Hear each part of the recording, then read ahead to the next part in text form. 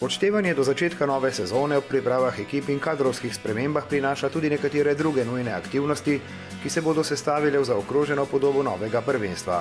Mednje spadajo tudi novosti na področju pravil nogometne igre, ki jih je na seminarju v Nacionalnem nogometnem centru na Brdu predstavil predsednik Slovenske sodniške organizacije Vlado Šajn.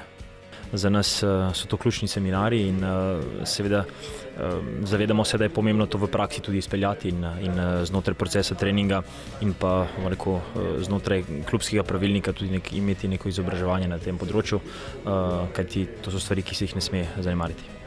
Novih pravil je kar 90 veljavo so stopila 1. junija.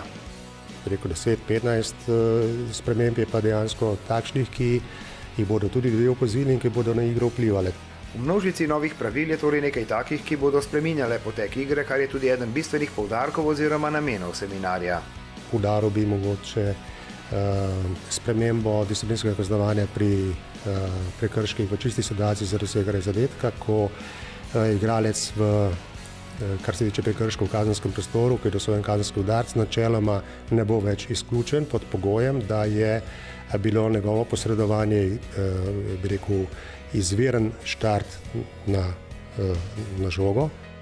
Pravilo torej velja za klasičen nogometni prekršek v kazenskem prostoru, medtem ko bo igranje z roko ali vlečenje igralca ob kazenskem udarcu še vedno pomenilo tudi rdeči karton. Opaznejša je tudi sprememba pri nudenju pomoči poškodovanemu igralcu. Po novih pravilih v primeru, če je bil prekršek takšne narave, da je bil nasprotnik kaznovan z rumenim rdečim kartonom, bo igralec tudi po nudenju pomoči lahko ostal na igrišču. Vse takšne spremembe so nekako v nekem duhu pravil igre in so ocenjene pozitivne za nogomet in za gledljivost nogometne igre. V okviru priprav na novo sezono torej tudi nekaj dodatnega izobraževanja za primeren odziv na sodniške odločitve. Na področju offside-ov, na področju igre z roko, to so zelo pomembni segmenti naše igre in zagotovo tukaj morajo poznati vse podrobnosti, ampak mislim, da nekaj ključnih zadev je bilo v teh spremembah in s tem bomo začeli. Reprezentance, ki so na Euru, so nova pravila spoznale v praksi.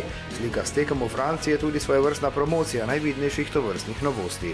Ekipe to že uveljavljajo, ekipe so bile seznanjene, vse ekipe smo tudi seznanili vse reprezentance pred začetkom Eura, tako da so igralci vse seznanjeni in vidim, da ekipe se tega potožujejo, sodniki so pa seveda tudi na pravila ustrezno pripravljeni skozi vrsto seminarjev, ki so bili organizirani pred začetkom Eura. Sodniki torej poznajo vse podrobnosti o novostih, trenerji in igralci najbolj bistvene, za prijetnejše vzdušje na stadionih bo pomembno, da jih spoznajo tudi gledalci.